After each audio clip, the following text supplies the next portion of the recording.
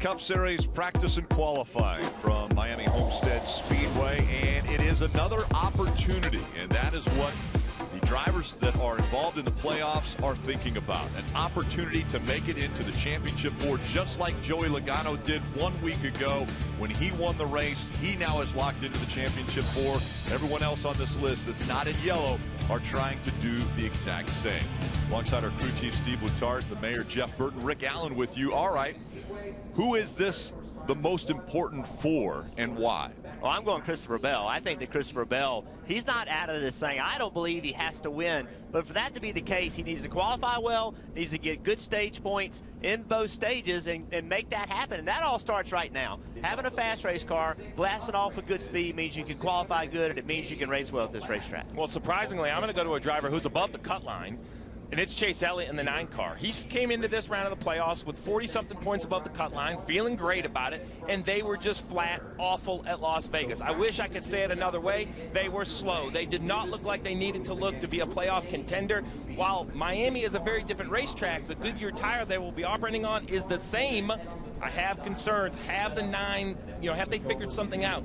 You can't run outside the top 15 and think you're going to be okay. I don't care what kind of points cushion they have. They got to have a good practice to build a little conference for tomorrow. Let's bring in Kyle Petty. He's on the Peacock Pit Box. And Kyle, are you going to agree with these two as far as those drivers, or somebody else out there? Listen, I do agree with Steve. Qualifying 20th at Las Vegas and then running 21st, that's not Chase Elliott. That's not what we need to see. But I'm going to go with Ross Chastain. I think Ross Chastain is on a little bit of a roll again. We're seeing him get hot again. We're seeing him do what Ross Chastain has done all year long.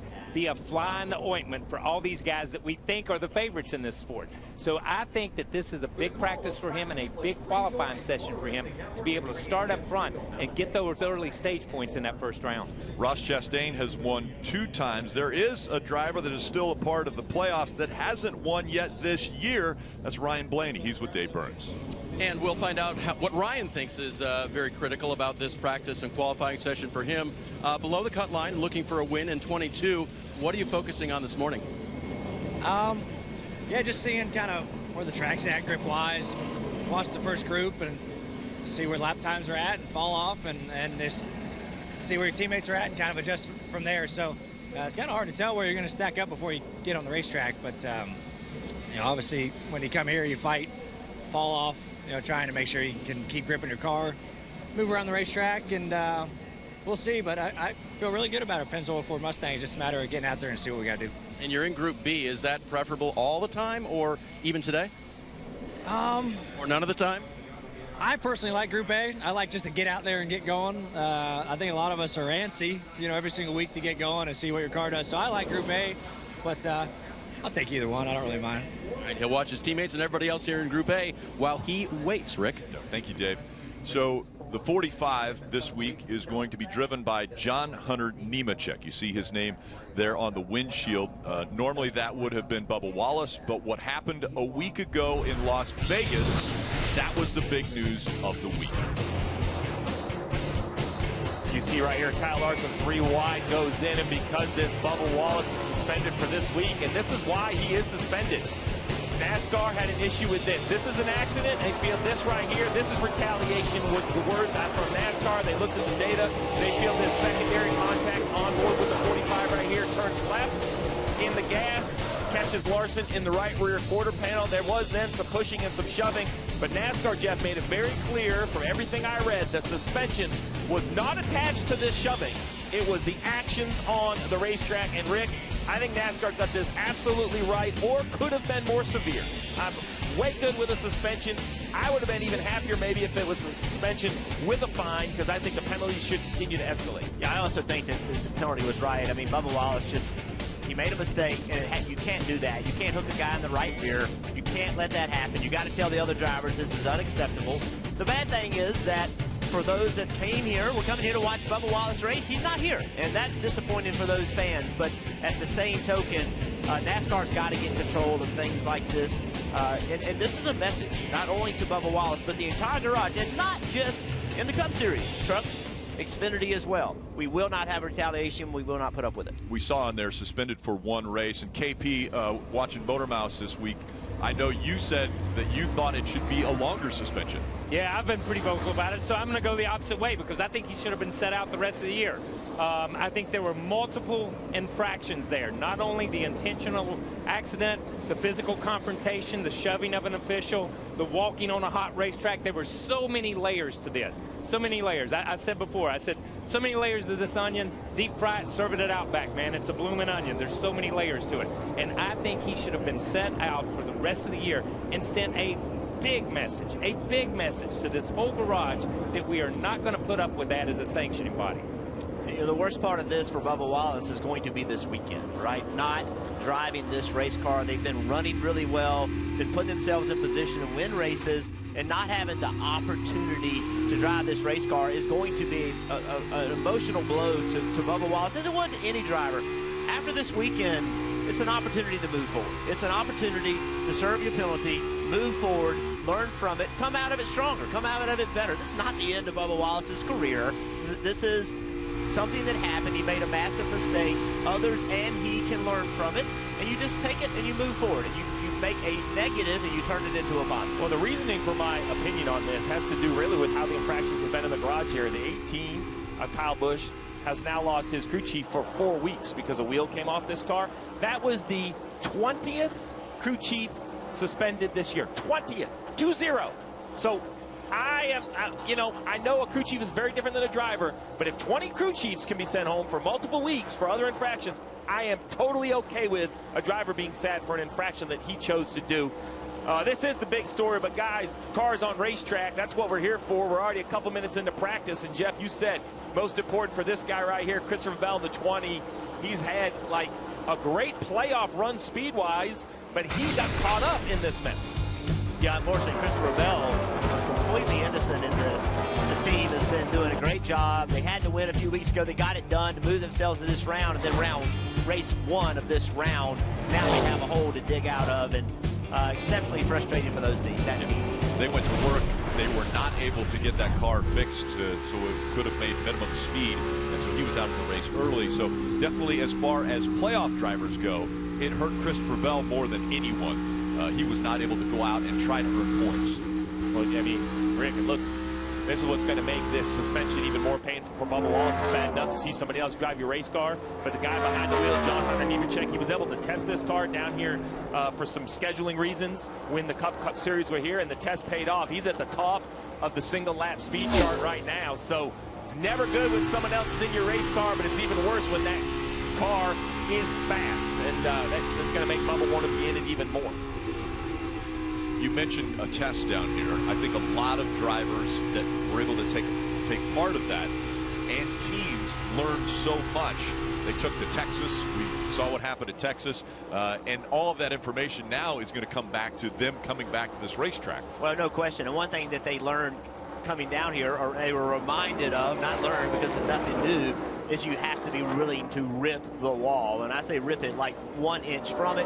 Tyler Reddick, we know he's one of the very best. He's not running there right now. He's running down from the wall. But if these tires get 15, 20 laps on them, there's so much speed to be had by getting right against the wall, inches from it. The closer you can get to it without hitting it, the faster you're going to go. And it's a huge difference in speed between being 2 feet from the wall and 6 inches from the wall. And this guy right here, he will be showing people how to do it. Another car, talked about speed with John Hunter Nemechek. Matt Corey LaJoy. It's in there in P5. Tyler Reddick, another driver that's on screen now that was a part of the playoffs but eliminated after the first round and then went out and won. Tyler Reddick, the news also being announced that he will go to 2311 next year. It wasn't supposed to be until 2024, but with all of the moving of drivers going from one organization to another, they accelerated that, and he will be with 2311 next year. There's the 7. You mentioned him 5th quick. They also took part in that test. The whole goal for this team down here at the test was really to let Corey run the fence. They got into the fence 6 or 7 times. And Jeff, I think that was some of the comments that you've made, that you think you have to bring a driver down here and kind of crazy enough, let him go hit the wall. Let him go figure out how to run the top, make contact with the wall. There were a lot of right sides damaged down here at the test. everyone kind of found the weak link is that toe link.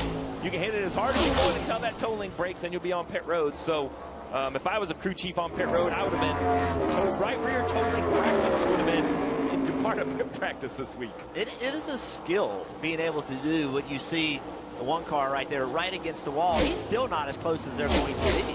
There's a skill in knowing how to do that, and the only way to learn it is to do it. And you're better off doing it on a Tuesday rather than on a Sunday afternoon while they're paying points and trying to give a trophy out. So it's an investment coming down here and giving a driver time to go out and actually hit the wall, learn how to hit the wall. Like, you can hit the wall without doing damage to the car. That's scraping the wall. If you go up there and hit it at the wrong angle, it's going to damage the car. So you've got to learn how to do it, and it's way better to do that at a test than it is in the middle of a race. Well, one driver that I think is a little undervalued at running the top, I think is better at it than people give him credit for, and that's the 14 of Chase Briscoe. This guy right here he's kind of from that same mold of I'll drive anything and I'll drive it anywhere. It's his first time in the playoffs this year. He got that win at Phoenix, which, let's remind everyone, that is the championship race in a couple weeks from now. So if Chase Briscoe can advance, he has to feel great about returning to the site of his win this season. And just continues to run better and better. This could have been a 2 or 3 win season for Chase Briscoe. There's a couple final laps, and I mean like final corners, that his bonsai moves didn't work out. But I kind of like his blue-collar approach, and I think he's a sleeper today. If you're looking to set a fantasy lineup, I think Chase Briscoe is going to be better in this race than people give him credit for because he is comfortable right up there on the fence. And we remember, Dave, the championship used to be here for the Cup Series, the Xfinity Series, Truck Series, and I remember the Xfinity Series, Chase Briscoe having a lot of success. He was a driver that could run right up against that wall. Rick, I got off the plane yesterday and I said it has this last race feeling here in Miami, but nonetheless, a couple races to go before we get to that championship. Chase Briscoe, I think it's all about the cushion when he was running that sprint car growing up, right? That's why he's comfortable running up high like that. But they also told him, and this may have been something that happened as a result of the test, teams working on whether they should be shifting or not, whether they should leave this car in high gear or next to high gear, or whether they should be shifting on both ends. Chase was told that the other Chase Elliott, is doing that right now, so you might want to consider that. What do you think, drivers? Well, I was going to say, Dave, I think it's a great idea because I'm not the guy that has to take my hands off the wheel. So if it's faster, absolutely they should be shifting. Jeff, let's make the top even more difficult. Take your hand off the wheel for me. Well, so look, the first lap, fastest lap was a 32.29, so 32.30, right? On lap 11, 33.90. So a second and a half fall off on speed. So that means they're going slower in the corner. So you can stand more RPMs as you're going slower. So yes, I think as you get later into run, it will be beneficial to downshift to get the RPMs back in the engine. We see Brad Keselowski and the transition now to driver owner with Roush Fenway Keselowski, RFK Racing. And how would you grade what Keselowski has been able to do in 2022? So I was fortunate enough to have an event last week in Las Vegas that Brad also attended away from the racetrack and gave us a chance to catch up for a little bit. And I asked him that. I said, all right, give me the rating. What'd you expect? What did you say? And he was kind of how I saw the year. Some parts much better than expected. Right, the 17, the other RFK team of Chris Buescher has gone to victory lane. Brad won a duel back in Daytona. There was some moments of time. He goes, so their best days are what he had hoped for. He was just a little surprised at how much up and down they would have. Their bad days are really bad. He goes, there have been some weeks that we have just not been good. It's that consistency that he's trying to find. He also said, self-admittedly, he likes being part of the ownership group, but he is definitely having to learn to manage being a race car driver, a race car owner, and a dad. Right? He has a lot going on in his life, and he's added a very, big position of race car team owner. You mentioned RFK with his initial now on it, so he's trying to manage all that, but hey, look, he was talking to a whole bunch of sponsors at this event. Brad looked really comfortable, looked like an owner, had a sport coat on, so it was good to catch up with Brad. Well, he brings the kind of the Penske mentality to what Roush Fenway had, and really, when I say that, he went into the shops at Roush Fenway and looked around and said, okay, why are these things sitting around here? And some of it was old cars, some of it was parts, some of it was the equipment that they use. And they said, well, that's stuff that we have used in the past. And he said, we need to get rid of that. We need to get rid of everything that's old, and we need to focus on what we need in here. We don't need to worry about what happened before. Let's focus on the future. And so they went and started selling things. They sold all of the pieces and parts of old vehicles that were sitting around at Roush Fenway. And he said, this is where we're focusing on the future, not the past. Yeah, winning's a mentality, and you got to bring it kind of in every area. Another team that found that winning mentality, Jeff, I know you really like the driver of this 43, Eric Jones. Yeah, I do like what Eric Jones has done this year. I think he's brought a lot of stability to this team. The team's done a nice job as well. Eric at a point in his career where, you know, he's really a good race car driver, and now with some experience underneath his belt, you know, he is going to be dangerous. And Darlington, one of the toughest racetracks that we go to, he's very good at that racetrack. Puts his 43 back in victory lane, and you look at what they've done recently. You know, they've run really well. Last 7 races, 4 finishes, and 8 or better. You know, I feel like this team going into next year is someone that's going to even be better. And I just think this whole team right here is showing what they can do. And with the offseason, to be able to build on what they've done this year, I think they're going to be a dangerous team. Eric Jones, you mentioned, you know, these drivers having busy weeks. Eric Jones was in New York City at the Melanoma Research Foundation, where he was honored there for his work. It was 6 years ago when his father passed away from cancer, and so he is focused on that and helped that organization out. But he's also one of those busy drivers doing multiple things during the week before he has to focus on his job here on the racetrack. You mentioned job on the racetrack. No one is doing a better job here today on the long run than the driver of the 8, Tyler Reddick. No surprise, at the top of the 15-lap average. Fast lap isn't great, you know. His fast lap, he's down a little bit. He's like 3rd on fast lap. He's somewhere barely inside the top 10 on 10-lap average, but on 15-lap average, he is the best, and it's because of his success here and his confidence here. 2 times this race ended the season in the Xfinity Series, and he won the championship. He was so good at the wall. Organization, yeah, too. Yeah, good point. One of Virginia Motorsports, they went to RCR and won it again. And I remember, Rick, we called both those races, and every lap I kept saying, just move down. You don't have to be that close to the wall. And we tried to kind of coach him in a different direction. We didn't know what we were talking about. Tyler Reddick knew exactly what he was doing. It was amazing to watch. Randall Burnett on the bottom of the screen. I've got to know Randall over the last few years. Now that he is full-time in the Cup Garage, and he just has this great connection with Tyler Reddick. It's going to be interesting. We know that Tyler Reddick is going to 2311.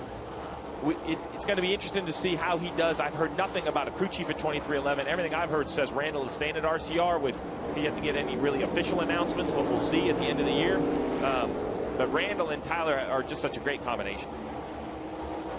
Again, this is Group A practice. They will be on the track for another 7 minutes. We see Austin Cindric, who's behind the wheel of 2. A lot of talk coming out of the test from here that Penske had a ton of speed. Well, that didn't start off that way with this practice with the 2 car. It's the only Penske car in this group. And I know those other drivers are down there watching that. Cindric, 12th fastest, right off out of the trailer. But even on his 14th lap, you know, a 34.48, there's guys out there that on the 21st lap are running 34.10. So right now, and there's time to recover, but right now, the 2 car does not have the speed that we kept hearing that they had at the test.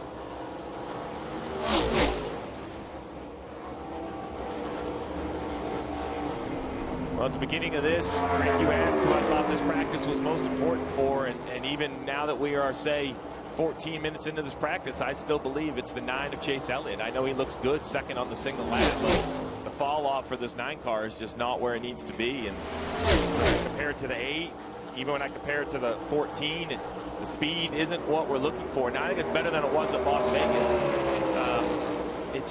It's surprising, to be honest. Chase knows what he's doing. Allen knows what he's doing. But sometimes, Jeff, you'll just get a tire combination that just doesn't suit your field.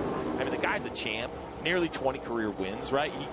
He kind of knows everything he needs to do, and that's, I think, why it's so surprising they were so far off a week ago.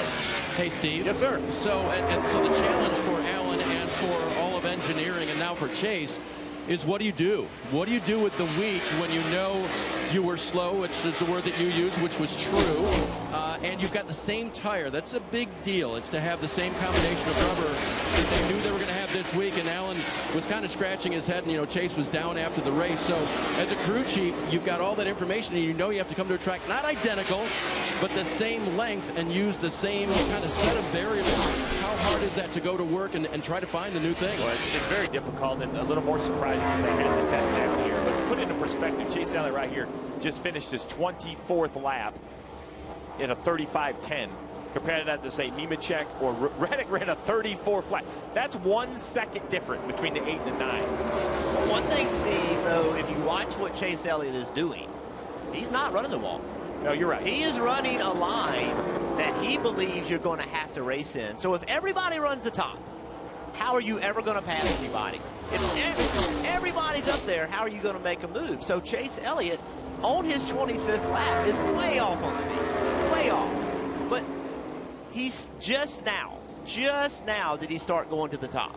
And he spent a lot of time working on his race car, understanding what it would do in an area where he felt like he was going to have to pass. Now, at some point, Steve, you got to put your car up there and see if you have the speed. But even there, you can see he went to the middle of the racetrack. So this is a plan that Chase Elliott and his team are working on.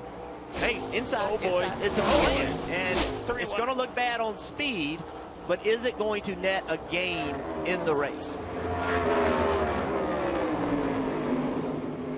Well, and then to add a little bit of the challenge to what Hendrick Motorsports is trying to do, while I think the guy behind the wheel of this 48 car, Noah Gragson, who is still subbing for an injured Alex Bowman, he's great here. He is hands down the favorite in the Xfinity race. And when I mean favorite, Vegas has him at like 2-1 to win the race.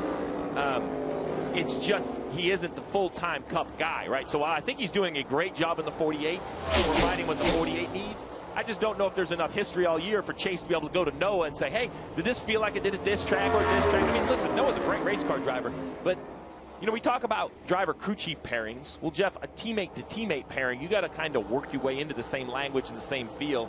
As now, great idea, Noah doing a little pit in practice, because that one didn't work. Missed it. Missing pit road. That's great to see, though. Yeah. You know, that is a great thing right there. Take this car that you don't drive every week, get it on pit road. It's not uncommon to have green flag pit stops here. Understand how far you can drive it into pit lane without speeding, with being able to get it slowed down. And this is a difficult pit road to make. There's a ton of making change. So when you watch, he's going to do this again, right? Now he's carrying the same speed. He's changing his marks. Now he's way up the racetrack, and he's trying to straighten out how he gets to pit road. Look at this. Look at that big transition right there. So it is a very difficult pit road. Now, what he just did right there, you would think in race trim wouldn't work, because you can't run up the racetrack in the middle of traffic and then turn down. But if everybody's ripping the wall, right, you can run up the racetrack like that to get to pit road. All right, Jeff, left side of the screen, 15 lap average. 13 cars of the 18 have run 15 consecutive laps. That's what it takes to go on to this scoring page, and I think that is a pretty fair assessment. Cindric, not so much. He did it on older tires, but the top 6, 7, 8, the top 9 for sure, even Keselowski, top 10, that is 10 laps or 15 laps straight. So I think that's a pretty good idea. This is that 48 practice, and as you were mentioned, Jeff, kind of up the hill on the brakes. I don't think this one goes. Yeah, he makes it this time. Oh, that makes it look a whole lot better. They used to use the access road. That one was even crazier. I like pitting off the racetrack better. He's going to get another shot at it, right on the bottom. I assume he's going to do the same thing again. Yep, so now on the bottom, right? And you can see how much the car is moving around as he's under braking, downshifting, and getting the car slowed down. It's a lot of work in there. I know that. You can tell me where you want your mark to be. That would help. So that's a message from the spotter. What that is Noah is looking out of either the left side or the right side of the car, picking a mark on the wall, something in the infield. That's my spot. I want to lift at this spot on the wall. The spotter writes it down, and then when green flag pit stops start tomorrow, the spotter says, hey, remember, it's this spot. And that's just a reminder for Noah. It's really important, in my opinion, for Noah. All right, so Jeff, help me. Two cars. Right, so here's the entry. Cars. Where give me what's your spot? Is it over here in the middle of the corner? Like, what kind of spot do you want? Is it way back here at the billboards? So here's the challenge here. See those billboards? Okay, so you're talking back here. Yeah, if those billboards would slid all the way around to the middle of the corner, then I could say, hey, the contender boat billboard. So you're thinking his mark is going to be somewhere in the middle of the corner where there's really not a lot of reference. Correct. So there's not a reference for him to say a specific billboard. So now that becomes more of a challenge, like for the spotter. So what does the spotter say? Hey, the 15th light pole. Like, you know, that doesn't work, right? So that's where, you know, that information, this is a difficult ratio. There's no billboard. There's nothing on the wall. There's no sign on the wall that says this is my lift point. So, hey, Rick, do me a favor. Just go stand right here, and he's going to lift when he gets to you, Rick. That'll be a spot to get to pit road. Hey, remember where that guy was standing a year ago? Yeah. That's where your braking point is. Yeah, what could go wrong? The really tall guy. And for the Xfinity car, run 4 light poles back. We're going to use you all day, Rick. So that ends up the first group on track, their practice session. There will be a second group that will be headed out here onto the track in just a moment. So the fastest in that group was John Hunter Nemechek, who is subbing for Bubba Wallace, suspended last week after what he did in Las Vegas. And that 45 car, John Hunter Nemechek, it's fast, but also look at that. And if you even go further, John Hunter Nemechek on his 32nd lap. I mean, he ran 32 straight laps. He's right. He's close. He's not where Reddick is. Reddick is he's in another, you know, zip code from other people, but he is right there. I would make the case that John Hunter Nemechek has the second or third best car. Great job by him coming here and having speed like that. One driver we didn't talk about, and he's right here, 5th on the board. I'm going to tell you, Justin Haley, we don't give him enough credit for the year he has. He's not a rookie because he has run a bunch of cup races, right? But he's even won one. He won one at Daytona with a lightning delay. But he has just done an amazing job, in my opinion, in this 31. Off the radar, continues to get better. He's doing what I would hope every young driver does, right? He's not making a lot of obvious mistakes that we're having to talk about on TV. I'm sure he's making them, but they're not so egregious that they make error. And he's just every week getting a little better. And it's going to be interesting to see his teammate next year full-time will be A.J. Allmendinger. They have a great association with RCR. Kyle Busch is going up there. There's going to be a lot of experience around Justin Haley. I think this young man has a great future ahead of him, and this has been a big year for the driver of the 31. And Colleague Racing took a big jump. They were very successful in the Xfinity Series. They said, we are going to go full-time Cup Series racing. I think at the time when the announcement was made, we all thought that A.J. Allmendinger would be one of the drivers, but he had opted to run for a championship in 2022 in the Xfinity Series. Said that's where he wants to race, enjoyed racing there. But as you mentioned, that now has changed. This is his final attempt at a championship in the Xfinity Series this year. He's still a part of the round of 8, looking to make it into the championship 4 from the Xfinity Series side, but he will be racing full-time next year for Colleague Racing in the Cup Series, so he'll be running for a championship there.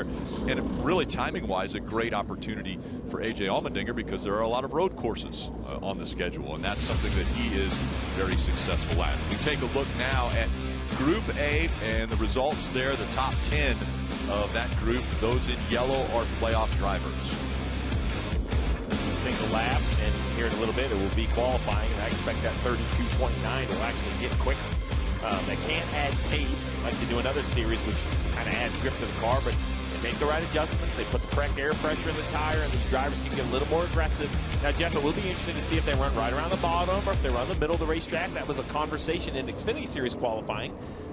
So we'll just have to wait and see what these drivers decide to do. We'll see that later in qualifying. Now we get a little Group B, some heavy hitters in Group B right here. 11 rolling off, 18. We got Truex, so we got a handful of Joe Good racing cars. You mentioned the 11, and Chase Briscoe was very vocal. He was a really good car here in the test, and so everyone was looking at him saying, okay, Chase, what's good about your car? What do you think? And he said, honestly, I think we're the second best car here, and I think we're second best by a long ways.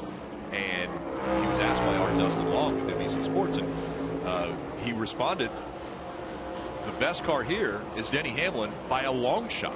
He was like 0.2 of a second faster than what Chase Briscoe was, and everyone thought Chase Briscoe was one of the fastest. So is this a race where Denny Hamlin can secure a spot in the championship 4?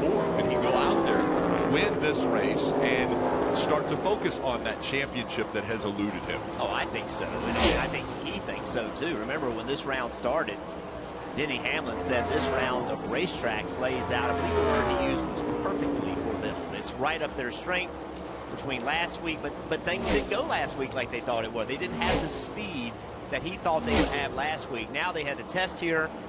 Can they take that from the test and come and have speed here? We're going to know really soon, right, as far as takeoff speed.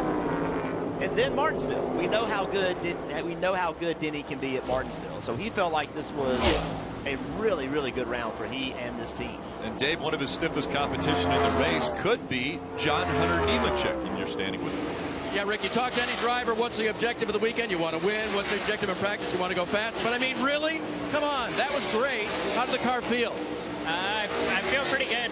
The guys from 2311 have brought a really good Columbia Toyota Camry to the racetrack this weekend. So definitely awesome to be fastest in Group A there. Hopefully it'll translate over into qualifying in the race. But just proud of Booty and everyone here at 2311, and grateful for the opportunity from 2311, MJ, Vinny, Steve, and Wheels for calling me up and letting me come back to race on Sunday this week. Even all those names you just mentioned, that's noise, but it's positive noise. Those guys are great. There's some negative noise and some indifferent noise. How do you compartmentalize that this week and go do your job?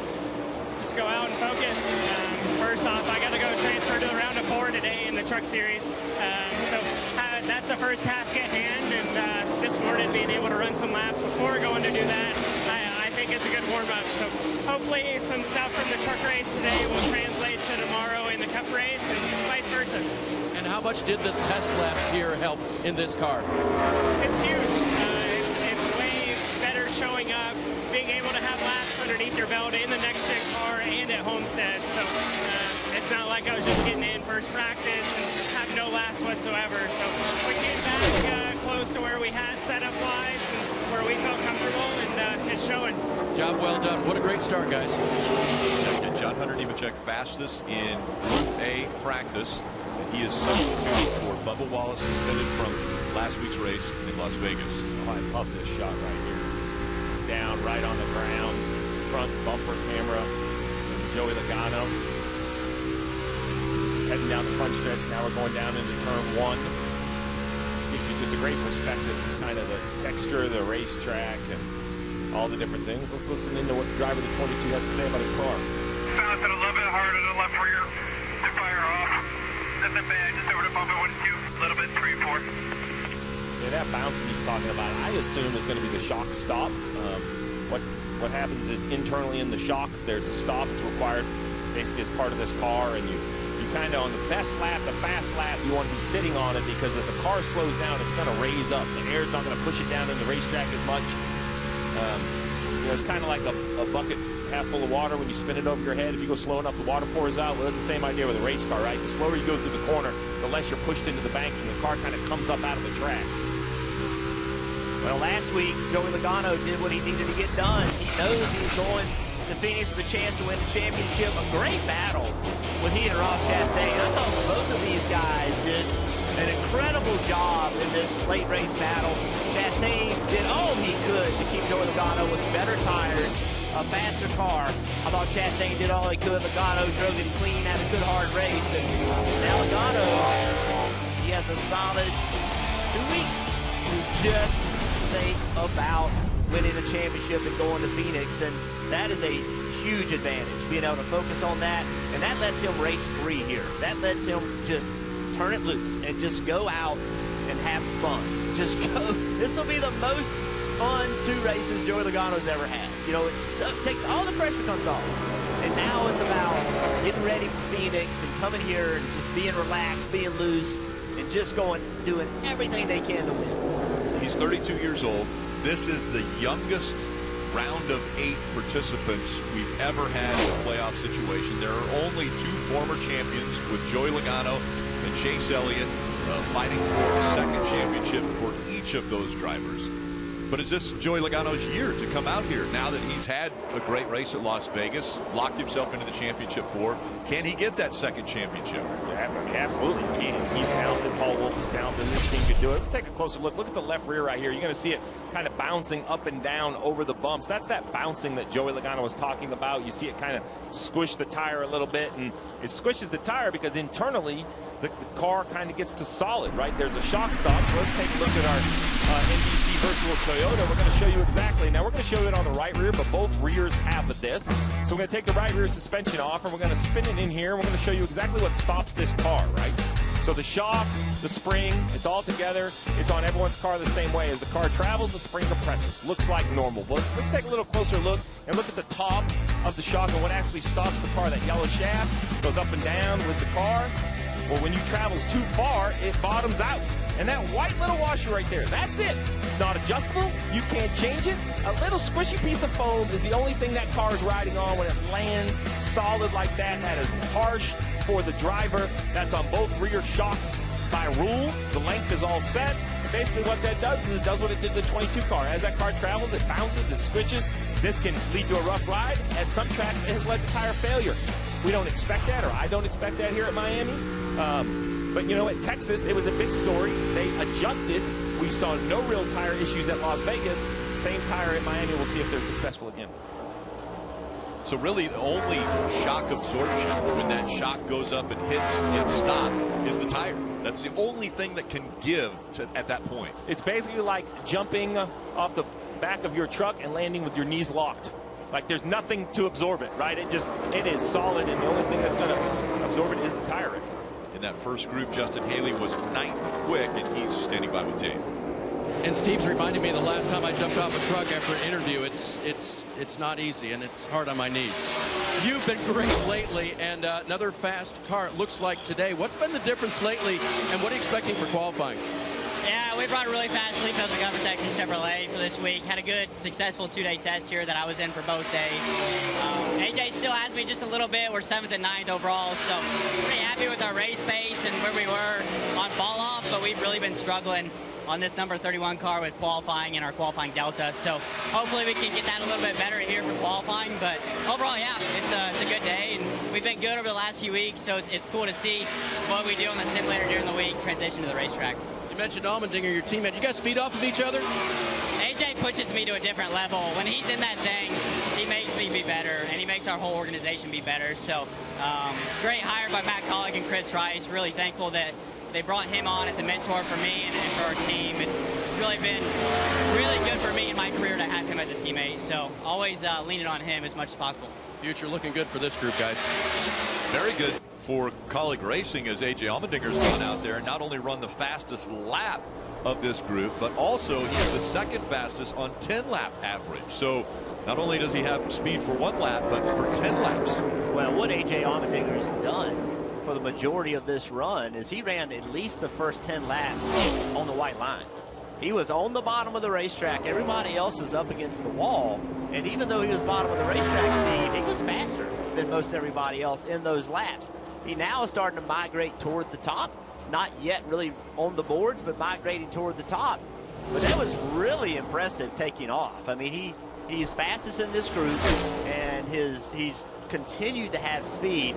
So let's, you start thinking already about late race restarts and all those kind of who's good short run speed, who's good long run speed, because it could be a huge difference here between who's good on lap 20 and who's good on lap 3 or 4 or 5 lap run. So the 15-lap average on the left side takes both groups into account. I think the track was a little better earlier. So the green chips you see, so we got Allmendinger, Larson, there's a group of them right there, and Byron in 4th, 5th, and 6th. We have another group down here of Hamlin, Truex, Logano, and Blaney. So the Hamlin, Truex, Logano, Blaney, I think they're okay. That Allmendinger, Larson, Byron group, I think to be that close in what I consider the less advantageous track conditions, I think they got a little warmer, a little slicker. I think that's an impressive run by both the 16, 5, and 24. How about that, though? 5, 24, and 48, 5th, 6th, 7th, the 9 down to 10th. This is what we continue to see. Something about this tire combination does not seem to suit that 9 car.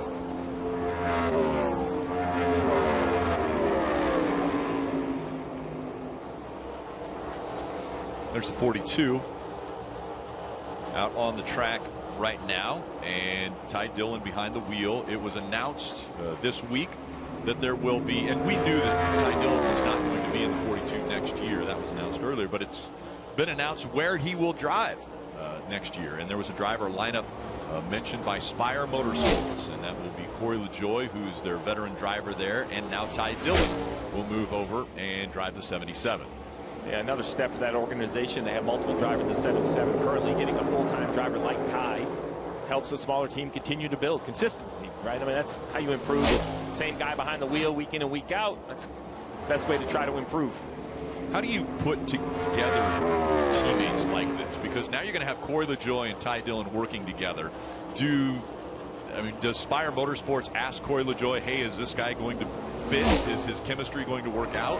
Well, I think you find who you think is right for the 77. You definitely sit down with the driver of the 7 who's been there so long and make sure he doesn't say, oh, me and that guy are mortal enemies and I can't work with them. These race car drivers are all professional, and I haven't found one that can't swallow whatever professional or personal issues they might have with somebody, whoever your teammate is. It's selfish for you and your organization if you don't work together. Now, luckily, I think Corey and Ty are pretty friendly. All their stuff on social media looks like they're excited to work together, so hopefully it'll continue to help the program. Well, I think 2 drivers, too, that have something to prove. And right. I think that's important. They're both hungry and have something to prove. Martin Truex Jr., I mean, how many times have we come to this time of the year and we're talking about this guy, this team in championship contention, and you know, they didn't have a bad year. They just got caught in a year where a lot of guys had wins. They weren't able to get it done. They didn't make the playoffs. Had a lot of opportunities to win races and was never able to execute on it. And now, what is this team? Like, where is this team going into next year? And it's just not a conversation we're used to having with this 19 team. Are there going to be changes? What do they need to do to make that next step? Or do they feel like that, hey, we were there.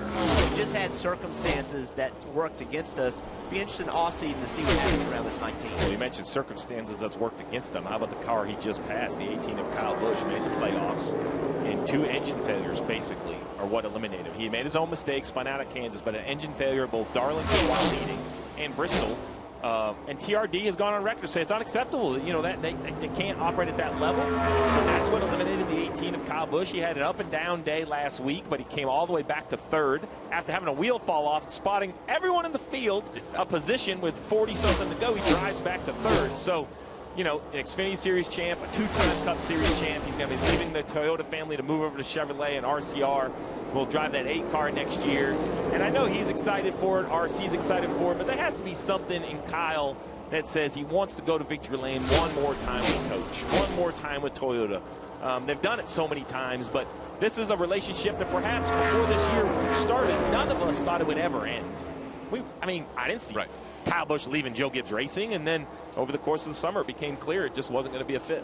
When we heard that M&M's Mars was leaving as far as the primary sponsor, the question was, okay, what sponsor will they get for him? It wasn't that Kyle Busch was going to leave. Right. It was just what sponsor would you get? And then it ended up that they never did find a sponsor that would fit, and Kyle Busch started looking at his other opportunities. And you know, the one thing I'm not sure that I have done a good enough job in this whole news story is congratulate RCR on getting this deal done. I mean, RC is one of those owners that just continues to find a way, right? He lost one of the greatest drivers ever in Dale Earnhardt Sr. behind the wheel.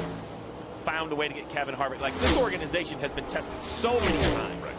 Then he loses Tyler Reddick, and you know, he finds a way to get Kyle Busch to go to that organization. I mean, RC is a grinder. It's fun to watch him put these business deals together, and congratulations to everyone at RCR to get this deal done. Now, good luck, because it's going to be an exciting year with that driver of the 18 in that 8 car. We see Kyle Busch a little bit slower across the backstretch there. And let's go now to Kyle Petty. You're down there on pit road, KP. What have you seen in these first 2 sessions? I have no idea, man. Listen, this is fascinating to me. Fascinating to be down here on the booth and listen on the box and listen to guys. And you're right, Steve. RC is a grinder. He is a racer. He's going to do whatever it takes to get these cars back to the front and put these cars in victory lane. But sitting here, I was extremely impressed with John Hunter Nemechek to just jump in that car. And yes, he was down here in a test, but he went out and did what he did in the test. He just put it up next to the wall and threw down some laps. Amazing to watch these guys go out. And in that first segment, 14 of 18 cars ran 25 laps or more. I come from an era with my dad and Earnhardt Sr. and those guys where they'd run 3 laps, come in and work on it. Mark Martin changed that model by going out and running 6 or 7 laps. Now these guys go out and run a full 20 minutes. And let me ask you guys something. Why has everything changed like that? Explain to me and explain to fans why that model has changed in the last 10, 15, 20 years. Now, currently, I believe, we talk a lot about the new NASCAR kind of post-COVID, like these short practices. You just don't have enough time to make a lot of changes, and there's not a ton of things you can do. If you can unload and be really, really good or even decent, you're better off just running it out and understanding what you've got and then make the changes after practice. The other thing that's difficult here is that with the tire fall off, when you go back out and you make a second run, what does that mean? Like, the tires change so much over a run. What do you really learn? Here, Darlington, Old Atlanta, those kind of racetracks, after making that first run and you make a change, what did it really do to the car? It's very hard to understand. Well, and it would take some pretty extenuating circumstances to think you're going to restart on old tires here. At the Cup level, you'll be putting probably new tires on every caution you have. We talk a lot about the year and what it could have been, should have been. It's been a very odd year for Kyle Larson in the 5. Talked to him some this week, even more a week ago after his mistake at the Roval. Self-admittedly, he just hit the wall at the Roval, damaged his car, and that was the determining factor of the 5 not advancing. And he was very vocal in his interview saying he cannot make mistakes like that and expect to run for a championship. Now, I love the realization and the self-evaluation as a driver that he puts it on his own shoulders. I think a lot of that comes from Cliff Daniels, kind of a little bit of a Chad Knaus disciple. They have a lot of the same mannerisms, a lot of the same kind of direction over the radio. This is what happened in the 5. I mean, it's just a mistake. Everyone makes them. But if you go back to Larson's championship years, he made way fewer mistakes.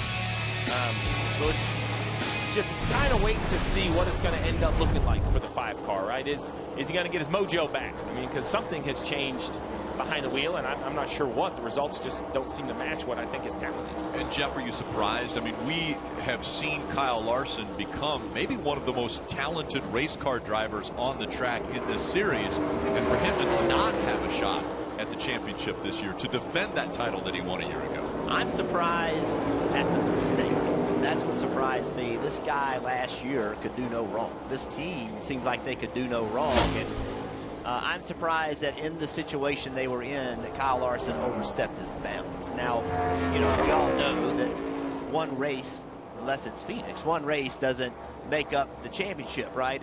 But that mistake at a pivotal moment was uncharacteristic of Kyle Larson. But I do think that also was a sign of this car, how difficult this car is to drive. And he's not the only guy. Ross Chastain in the same race, in a safe situation to make the next round of the playoffs, he got in the wall as well. So this car is very difficult to drive, and but you expect that's when Kyle Larson is going to excel, when things get difficult. You want to see what the top looks like? Thanks, Kyle. Go to the bottom, and I was going to point it out. He was 6. And Kyle, I'm going to text you about that. That was doing me dirty right there. Timing. I was going to talk about it. He was inches off the wall, and when he went to that final last foot, his lap time got amazing. But listen, we can't talk about Kyle Larson without talking about last week, right? He talks about mistakes. At the Roval, it was damaging his car. A lot is made because of Bubba's retaliation. But this started with an aggressive move by the 5, who Kyle said in his interview, he messed up. He shouldn't have put Bubba in that situation. That is a racing accident, right? He goes 3 wide. You see he's just too high. This was really what happened. Look at the throttle. Throttle goes wide open on Bubba Wallace. That was part of the data that NASCAR said they looked at. And then this confrontation, I don't know what you do if you're Kyle Larson in this situation. I actually think he did a nice job of diffusing the situation and not, if he shoves him back, we have a whole brawl on the front stretch. I don't think anybody wants to see that. But a lot is talked about the Bubba side of that. But, Jeff, that move by Kyle Larson is an aggressive move from a race car driver.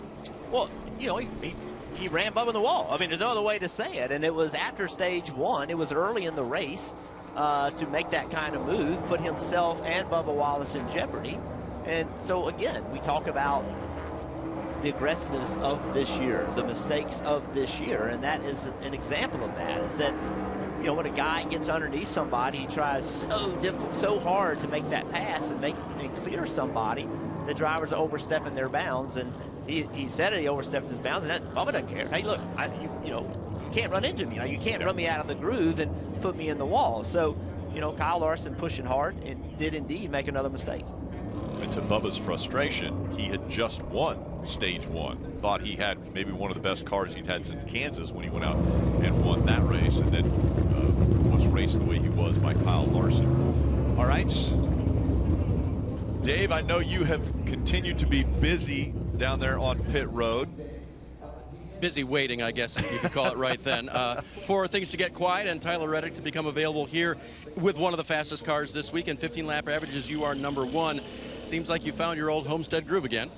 Yeah, it's definitely going to be a factor in tomorrow's race. And, yeah, we're just going out there trying to figure it out, be smart about it. As much as I want to go rip the boards, as hard as Kyle was there, you know, there's always that risk of getting in the wall. So it was good to be able to go out and put a run like that down. Him get to see it, right, and then go out there and put a run of his own down and be able to watch him make laps and see what the differences are. So definitely feel like we can get a little bit more aggressive, but yeah, we'll just see how it all plays out. Definitely really excited and really happy that our car drove that good up there. I mean, it sounds kind of like you know that in order to run the weekend you want to run, you have to find the wall at some point, and let's just not do it in practice. Was that kind of the mentality? Well, I mean, I was up there. I was definitely up there, but, you know, it's more like 95, 90% because I just never know what you're going to bend when you get in the wall with this car, and we got to turn around and go qualify it. So we're trying to explore, but do it as safely as I could, I guess. Yeah, good point. Qualifying coming right up, and to that point, what lines do you want? Either end. In qualifying? I'll wait and see what everyone else does. How about that? I don't want to say anything. I don't want to give any free hints. True, but I think people watch you on a regular basis here at this track, and that was one of my other questions. Did it come to you naturally from the beginning? Trucks here in 14 was when you began racing here. Were you like, gosh, they created a track for me, or was it, yeah, I kind of had to find my way to that high line? That's a good question. I definitely spun out a few times that first race here, but we definitely ran the fence. I don't know. I don't know if it's just this track or just the dirt racing experience. I don't know. I wish I knew what it was, but it works, and it works really good, and I have a lot of fun when we come here. All right, he does every time. We'll see what lines he chooses, but he's going to get some hints from the other guys, it sounds like. So I enjoy that Tyler Reddick's like, yeah, you know, I'm being a little cautious right now. Yeah. There's another little bit I can go get.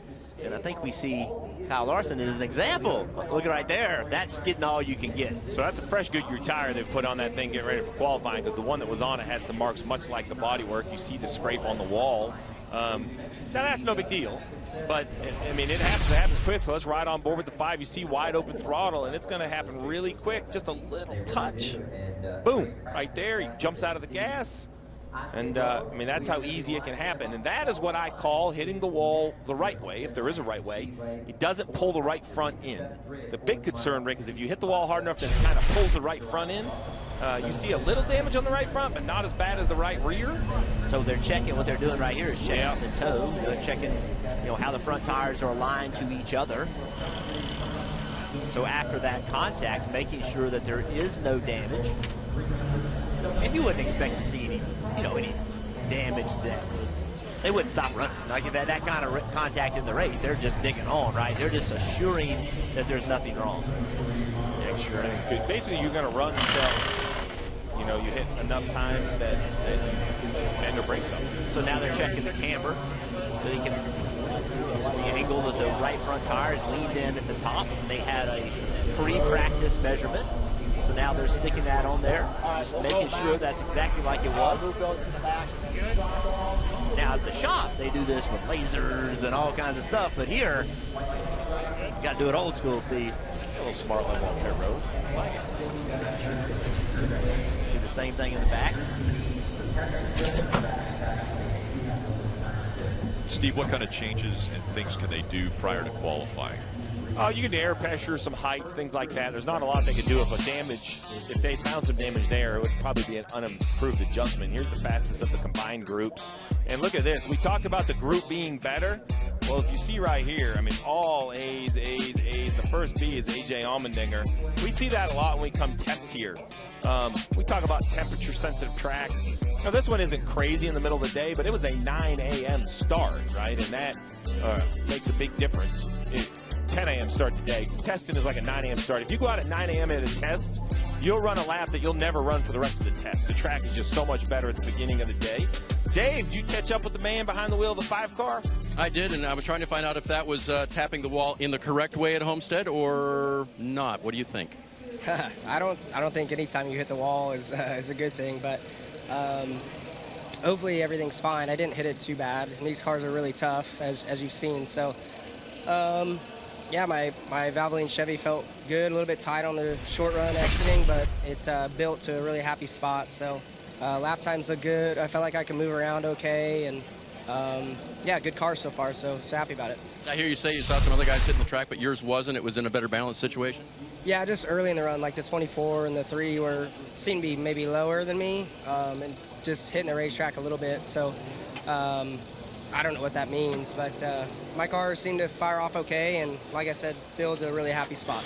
With this car here, what is the key going to be in qualifying? Do you know what lines you want? Are you going to be watching guys? Is it a work in progress?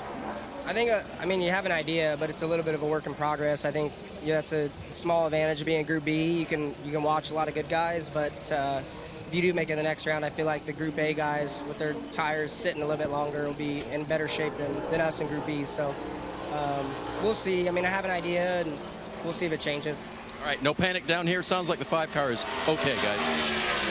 So that phrase, built to a happy spot, what he's saying is that as the tire pressures came up, tire wear came up, speeds came down, he liked where his car went. And so that's really important at this racetrack, is you can blast off a great speed here, feel good for a few laps, and then 20 laps later completely regret what just happened.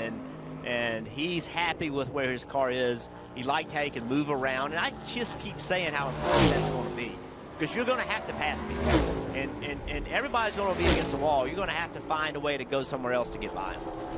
Into qualifying now. This is Group A qualifying. It'll be single lap qualifying, and the top 5 from Group A and the top 5 from Group B will end up going to a second round of qualifying to determine the top 10 starting positions and the poles. We see the 77 out on the track now with Landon Castle behind the wheel. I'll be interested to see in the second round, Jeff, if people move up the racetrack on their tires, or keep an eye on lane choice.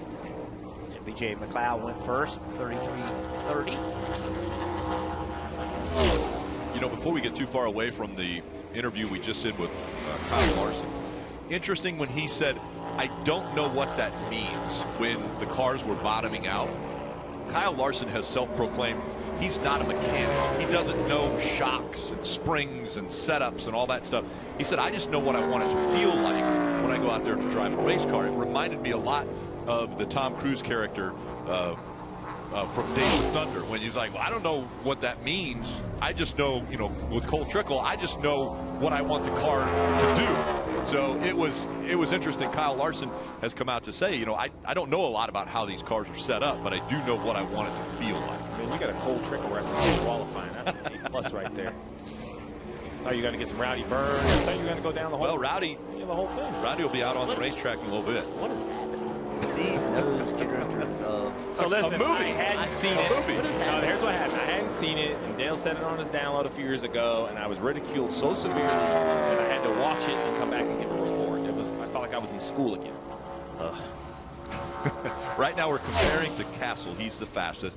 After 5 go, we will start comparing to the 5th driver. And the top 5 will advance to the next round. Corey LaJoie, here's another driver from Spire Motorsports. It was announced that he will be back next year. He's really kind of been their veteran driver at Spire Motorsports, has done some great things. We saw great runs out of him, including Bristol, where close to winning that race. If it wouldn't have been for just some last lap, things not going as well for him. But a really good organization. Spire Motorsports has really built something there. They have. And Corey LaJoie was 5th fastest overall in final practice, but he ran a 32.36 in practice, a 32.85 here. So a big fall off, and a lot of teams are watching that. Like, okay, is the track that far off? Did Corey not have a good lap? Like, what is it? That concerns some teams about what the pace is that this racetrack has in it. Well, you asked Rick earlier if the track would slow down because of the temperature so much they wouldn't run what they ran in race trim, and I thought for sure they would run faster, but Corey was able to, and now Ricky Stenhouse at a 32.7 is also 2/10 slower than he ran in practice. So it appears that for at least these 2 cars, the track has lost more grip than they have found in qualifying trim. This will be a good test right here. Fastest man of the day, the 32.29. Well, there's only 1 car in the top 10 of practice speeds that was in Group B. So that will tell you that the track temps were coming up, and the Group B speeds are going up as well. It's going down. So we'll see. John Hunter Nemechek, of course, we're comparing to 5th. And we're on his helmet. But he's still on pace to run not what he ran in practice. It's a great view of the digital mirror. One of the better views we've seen right here. So this is basically call it a rear view camera on the back of the roof. 32.25. So actually, he ran faster than he ran. that he matched. We'll call it a match. 5/100ths. Yep. Sorry, my math skills aren't very good, obviously. Man. Live math test, you man. what. There's teachers all over South Boston, Virginia right now doing, no, stop, please, Jim, stop. It's not your strength. We knew it wasn't his strength. Here comes Keselowski, and now we're comparing to B.J. McLeod, who is 5th. Again, the top 5 will advance to the next round.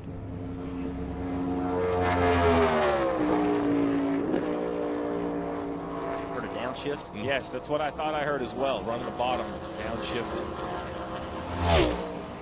So if he's downshifting and qualifying to run the bottom, there's zero doubt about it. They're going to be shifting in the race if they're going to run the bottom. Second quick, 32.36 for Keselowski. That's a good lap. What he ran in practice. This guy right here, let's see where he was. He did not unload the way they wanted to.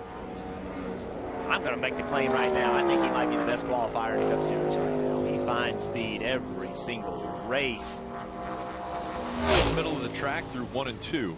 So how does someone like Austin Cindric become that good in a car that he doesn't get the practice to go do? Is it just something you have to just have a comfort or a knack for? Is it a learned talent, or is it just something that maybe just fits his style? Yeah, I think it's comfort. I think it's a willingness to throw it out there, and if he makes a mistake, he makes a mistake. Clearly on the pace that he wanted to be right here. You'll see right there a fair amount off of what John Hunter Nemechek ran. Yeah, he's a half a second away from what John Hunter Nemechek has posted. Now Eric Almirola, who will be back for 2 more years with Stewart-Haas Racing. It was announced at the beginning of the year that this was going to be his final year in the Cup Series, was going to step away. But he will be back for 2 more years with Stewart-Haas Racing. Dave. Standing by with Denny Hamlin now, who was here for the 2-day test. I want to know, first of all, does it compare at all? Is it really different? What'd you find from that to here? Yeah, I mean, it's pretty similar. I thought I was pretty happy at the test. Pretty happy that first run. Just yeah, the ability to kind of move around. I think that while the top might be the fastest, and it will be the fastest, you're going to have traffic at some point, so you got to be able to move around. I thought that's what our car did really well. So overall, pretty happy with the FedEx Camry so far, and we'll see if we can't go in, get in the second round at least in qualifying. So if I'm looking at one of your best numbers, which was 10 lap averages, you were 10th. So some of that involved the moving around, not always taking the fastest line. Yeah, 10 lap average is the first 10 laps of a run. Most of the cars that ran long ran to 30. That's kind of where you really see the long run speed. Short run speed, you know, usually at another track, 10 lap runs long, but here it's not very. So I think it's a small sample size. I feel pretty happy with how we were both in the short and long. All right, Denny Hamlin, one of the guys that took the most laps in practice, Rick. Yeah, smiles out of Denny Hamlin as the driver. Obviously, he's had to deal with the Denny Hamlin owner of 2311 this last week, also with Michael Jordan.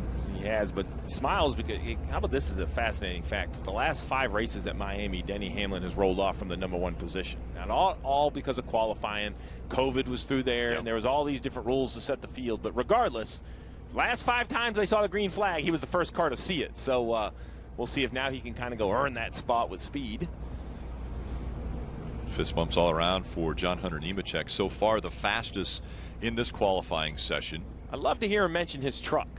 And I say that because this is just a huge opportunity for John Hunter, right? But in the moment, in the heat of the moment, he's already, man, got that truck race. Got that track race coming up. Like, I like that he's still kind of engaged with that truck race that's coming up because he's in the playoffs there and he has a chance to continue on. So, and Steve, like, what's he doing next year? Like, we keep waiting to understand what John Hunter Nemechek is doing next year because there's been no announcement.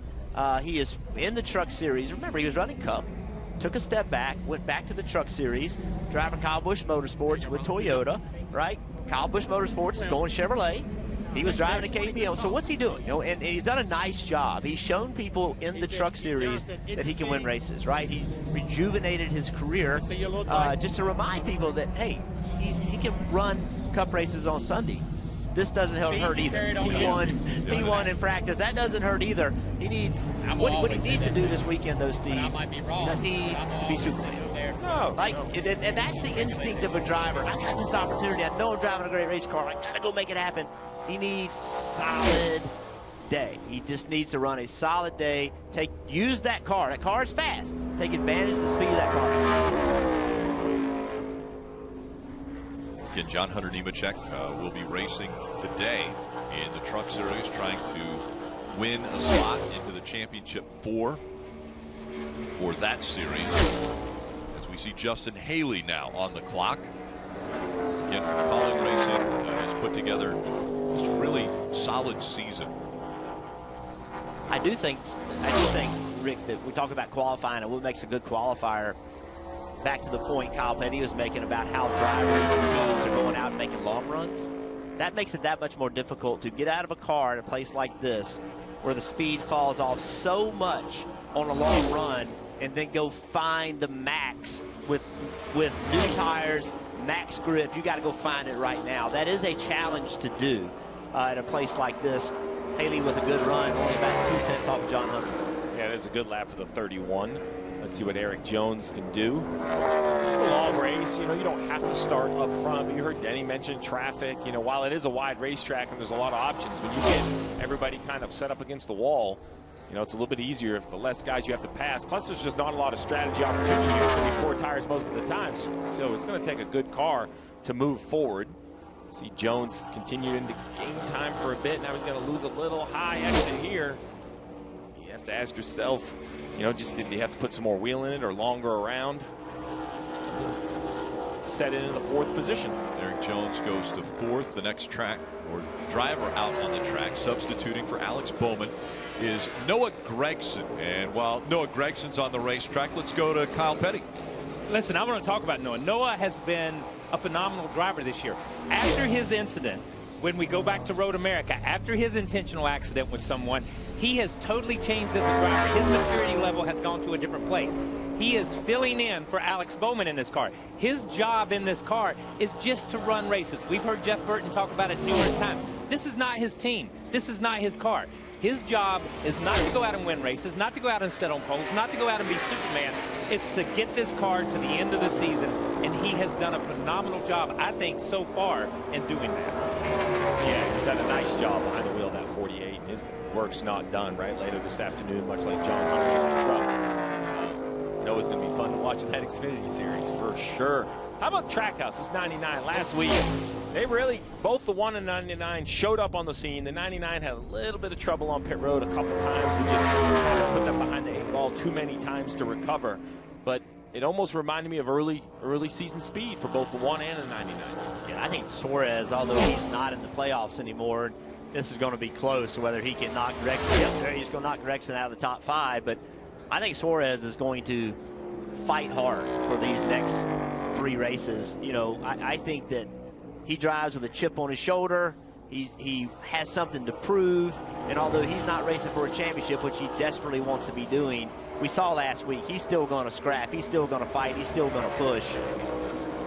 Well, and I think he is, you know, just a couple race wins behind a guy like Tyler Reddick. Remember, Suarez is an Xfinity Series champion. Tyler, a 2-time champion, right? And then Tyler went out and got that win, and then a couple more followed. And I think it's the same for Suarez, right? He got that win at Sonoma. You know, now it's kind of like now that you've felt it, you've stood at the top of the podium, you want it more and more and more. And Tyler right here doesn't quite have the raw speed I was expecting. Oh, this looks like a corner exit. Oh, he made up a lot right here on the exit of turn 4. Great exit. That's going to put him right near the top. Up to second at a 32.35, just a 1/10 of a second slower than what John Hunter Nemechek has posted. You know what's interesting is watching where everybody runs. I don't think nobody's done the same thing as somebody else. They're all over the racetrack. Now it'll be the 4 playoff drivers. They have divided them into Group A, Group B, and they all go out at the end of the group that they're in. And it's Christopher Bell who's looking very good as he goes down the backstretch.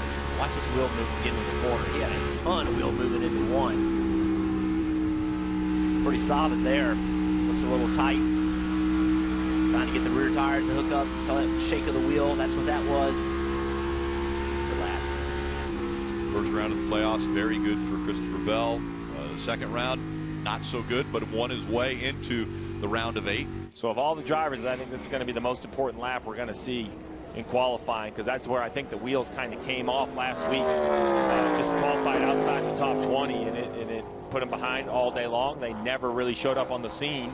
So, you know, qualifying good enough to advance, starting inside the top 10. He doesn't have to be a pole sitter, but you start inside the top 10, you can make gains from there, trending in the right direction. The 9 car looks like it's found something that didn't have a week ago. Can you finish this lap off? Getting up the racetrack right here. Lost a lot through the center. Running out of real estate quick.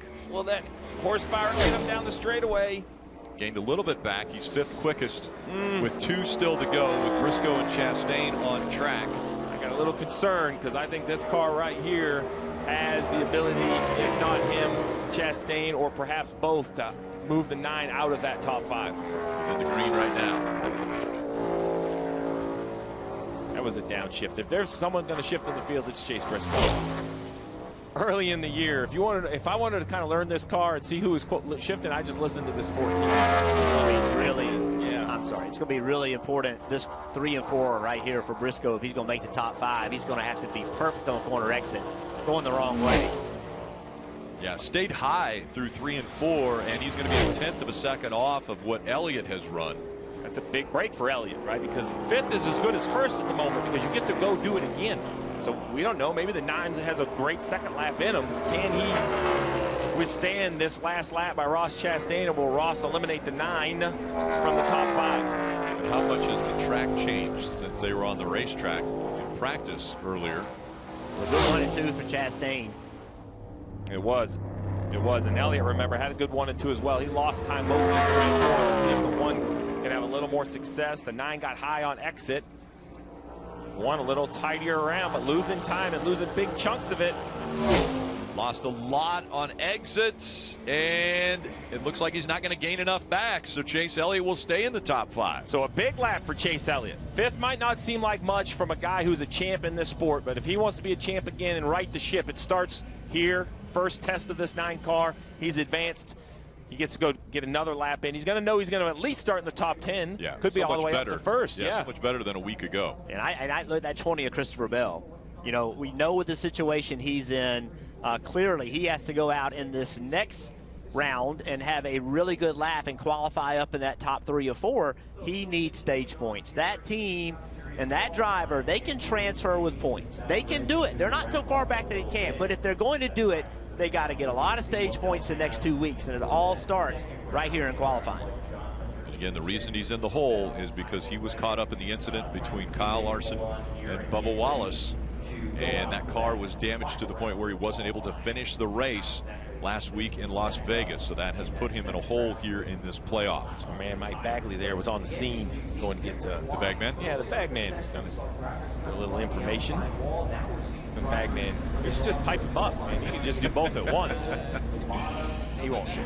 Yeah, chatting a little bit with C-Bell. No, not called out. Race tremble. So that was Group A qualifying. And Group B will be out on track next. JJ Yeley's scheduled to be the first car that will go out onto the track. And again, the top 5 from Group A and the top 5 from Group B will advance to a final round of qualifying to determine the top 10 starting positions as well as the pole. The interesting thing to me about Group A and Group B, and Steve, we talk about is the track going to change, is that, you know, going in Group A, if you don't make the top 5, right? If the track does get slower, it's a major advantage to be in Group A because of how they're going to set the field. So, you know, you need, if you're in Group B, and I don't see any way the track's going to get faster. So it is an advantage to be in Group B in practice because you can see your teammate, you can understand the pace of the track, you can learn from those guys. But then when you go to qualify, and it's a track that it's changing and slowing down, then that becomes a disadvantage to be in Group B. We've had that the entire history of the sport. We used to draw. You know, we draw out of a hat or whatever. Bingo. You play bingo and get a number, and you would draw and get a good draw or a bad draw. There's really no other way to do it. Night qualifying at Charlotte, if you drew in the first 3 or 4, you just go ahead and run race trim because there was no way you were going to qualify very well. But the first draw at Indy, baby. Oh yeah. That was a major advantage. And what Jeff's talking about is, so the top 5 of each group get combined and run again. But the other cars of the 2 groups get dumped in a bucket, and they line them on their speeds, right? So you could be, 7th or 8th in Group 1 and end up starting behind a whole bunch of Group B guys, or, the field gets set with the combination of lap times. Booty Barker there talking to owner Denny Hamlin. Is the owner Denny Hamlin in the fire suit, or would you drive Denny Hamlin? Like, does he have to change his hat from one roll to the other? How does this work? I don't know how he does it. He does a good job of it. I mean, there's a lot that goes into owning a race team, and clearly he has a lot of good people helping him do it. But you know what? A ton to juggle, right? Owning a race team, driving a race car. I mean, he puts so much effort into driving a race car. He really does work very hard at it. On top of that, all of the effort that he does to have this team ready as an owner to come out and compete. 48 wins for Denny Hamlin, and now he's talking to the young John Hunter Nemechek about the lap. John Hunter was the fastest in Group A. Looks like the 42 is going to pick up from practice. He had run a 33.2 as his fast lap. This is going to be down in the 32s. Dave. William Byron will be 3rd from the end to go today. So what more do you need out of the 24 car? I think, honestly, Liberty University Chevy felt pretty good. We just kind of were in traffic there, and I felt really good the first 10, 15 laps, and then got in traffic, hurt the tires a little bit, and then got out of traffic and felt good again. So just have to get a little bit freer, I think, on the short run to have this qualifying balance nailed. But we've been doing a good job lately of qualifying, so hopefully we can do that again. I heard a couple of drivers put themselves in traffic on purpose. Did you do that just so you knew the field? I mean, it definitely didn't. It wasn't on purpose, but I felt like I learned some things, and felt like it just kind of naturally happened, and it was probably a good thing for us to kind of learn what we could get away with. And obviously, running the wall here is really critical. So trying to learn that late in the run and kind of figure out what kind of pace I have there. Thanks, William. Good luck. Steve, you'd like that kind of data collection, right? Run in traffic a little bit, run the wall, run by yourself, get it all. Yeah, it's a lot. That's a lot accomplished in a short bit of time for the 24 car. You see Harrison tracking in the green as well. Great lap by the 38 of Todd Gilliland, a 32.77. That's a big pickup from practice, almost a half a second. Looks like Harrison Burton as well. He can get off turn 4 with a little momentum right here. The 21 car ran about 32.6 in practice, improves by almost a tenth. So even with the track heating up, it puts the 21 of Harrison at the top of the chart, and that would be just outside the top 5 in Group 1. So we'll see how that holds up in Group 2 here. There's a little cloud cover over the track. 1 and 2 has a little bit of cloud cover. His 41 scheme almost reminds me of that Travis Pastrana throwback scheme they used to. He had kind of these same colors. See the Dixie Vodka 41 sponsors him at multiple races. 41's pace is not what he was hoping for. He's going to have a great exit to find this 10th and a half he needs. But remember, we're comparing to first still, so he's going to be the second fastest of the group.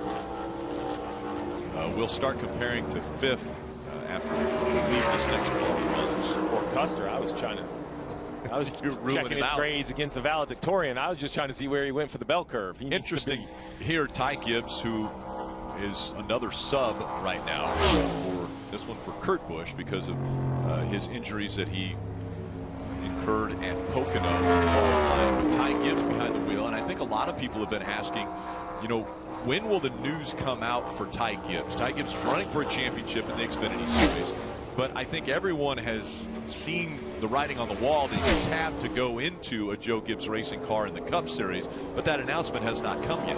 It's not.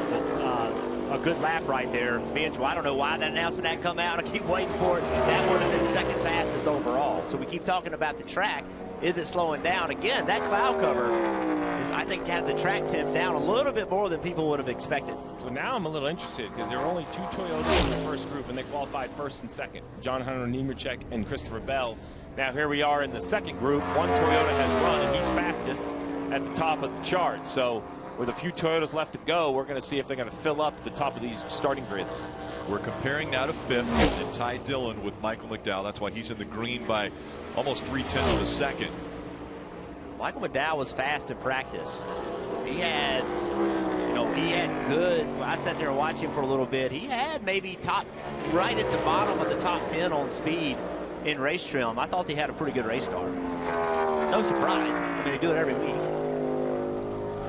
That cloud cover breaking up a little bit, Steve, that you've been talking about. So maybe sun beating down on the track a little bit more for Chris Buescher.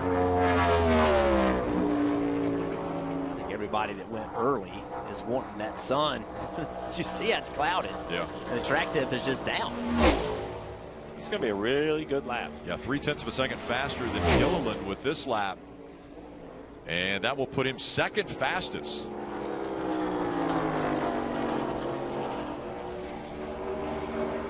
And 4 getting the green flag on his lap is A.J. Allmendinger. Allmendinger very fast in his first session out.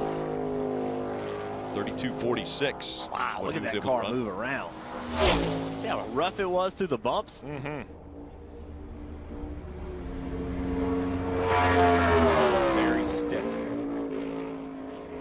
Rear spring wise. Yeah, just the rear ride, right? It's either on the stop for more of the lap, or there's a great lap right up against the wall off of turn 4, and Allmendinger third fastest.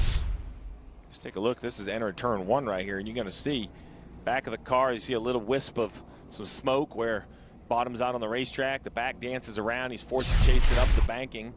Recovers with a great turns 3 and 4. 32.36 for A.J. Allmendinger. And again, in practice, he was a 32.46, so a 1/10 of a second faster. Dave? Harrison Burton now on the bubble for his group, but another fast Mustang this weekend. What are your thoughts? Yeah, I thought we were decent in practice. Pretty disappointed with that lap, honestly. Thought I drove in fairly deep, but just compared to the 45, he beat me on entry. Compared to the 23, I beat him on entry, but I got beat on exit to the 23. So kind of a toss-up there and what to do different, but just need to be able to exit the corner and complete the corner with a little bit more rotation there. I feel like 3 and 4 kind of hurt us. So frustrating. Feel like we do have a fast X imaging Ford Mustang. So it's fun in practice to get up by the wall, and I feel like we had good speed on the long run. So try and make it up if we start towards the back, which looks like we're getting beat quite a bit. So we'll see where we end up. But in practice, got up by the wall, but didn't get into the wall, right? No scrapes yet. I'm sure they'll come. In the test, I hit it quite a few times. So yeah, the farther we get into these runs, the more and more you got to go and use it, and the more you have to push entry speed. Eventually, that comes back and bites you in the tail. So every time we drive off in there, it's kind of a guess, right? Like, how much grip do I have? And you can't slide any of the tires. As soon as you do, you're in the fence. So a bit of a gamble, but that's what makes this place really fun. And I think I just learned that Harrison Burton made proper use of the test. That's when you let it tap the wall, right? That's how you learn.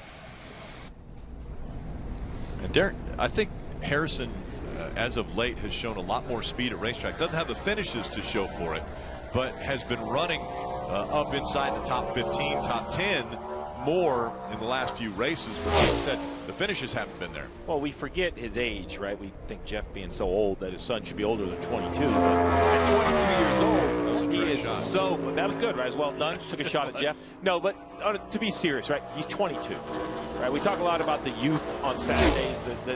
A full-time athlete, full-time driver in the Cup Series at 22 years of age. He's learning quickly, drinking out of a fire hose, and I expect to just see continued improvement. So we keep talking about the track conditions. I'm curious, Dave, what are you seeing down there? What are you hearing? Does the cloud cover come over? Jeff, it's about what I'm feeling. It feels just slightly cooler down here. Nice breeze, but it's all about the clouds. The sun is still very intense, but it keeps going behind this nice little fluffy layer of white clouds. And I think that is definitely bringing it down. Maybe 5 degrees, not much more than that with that little bit of breeze. So that's what I'm feeling. Well, I think we're seeing it on the racetrack as well, Dave. We all would have thought that this round would have been slower, but, that track temp is all that matters, right? That's what you're looking for. Track temp goes up, speeds go down, and the little bit of cloud cover It's taken the disadvantage from being in Group 2. It's taken that away. I'm interested to see Kyle Busch's effect on this car next year when he goes in. You know, Kyle is more than just like wherever he goes, it's a big wave around him of information, knowledge, experience. So what can someone like Austin Dillon lean on? Not a good lap for Austin Dillon. 7/10 off of Gibbs right now, so not what they were looking for. Here's another Toyota. See if they have something figured out for the manufacturers. First and second in Group A, currently fastest in Group B, and tracking somewhere inside the top 5. I think he needs a little bit more down here if he wants to feel really good about staying in the top 5. He went to the top, not the wall top, but he entered much higher than we've seen some other guys. Other guys have entered lower with a high exit. He entered high and kept that high exit. I think it worked so far, but only in 4th. Successful so far. We'll see. That lap would have made it in the first group. I know the track maybe isn't getting better or the clouds are helping it, but this has been an impressive run of cars here.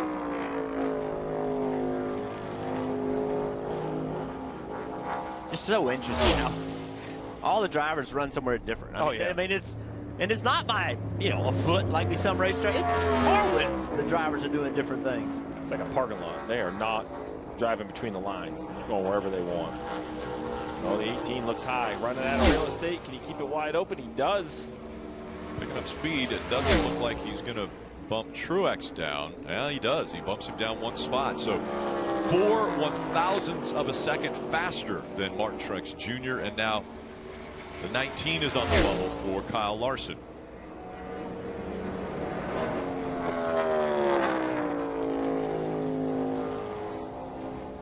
Talk about the mistake that Larson made, to get in that incident at the Roval. And so now this team has to dig deep, right? They came into this year expecting championship run. They nothing else, right? Nothing else. Now they got to dig deep and find a way to get through these next 3 races with that same intensity. Great lap here for Larson. All right. Fastest lap turned 32 flat for Kyle Larson. That's impressive. And now playoff drivers. The 4 playoff drivers will be the last 4 to qualify here in Group B. Blaney entered turn 1, gaining speed up on corner entry. Was able to go back to the throttle, and now he's gaining down the back straightaway. Ahead of Kyle Busch into turn 3. Saw the fire come out of the pipes. That's him lifting out of the gas. Again, slow on corner entry. Can he make it up on corner exit? Looks like he will. Nope, falling off now. It's going to be close. Really close. And he does not bump Kyle Busch out. William Byron in the 24.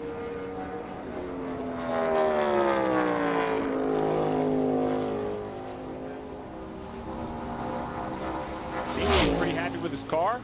When Dave interviewed him a little bit ago on pit road, I guess you can see why, tracking in the right direction.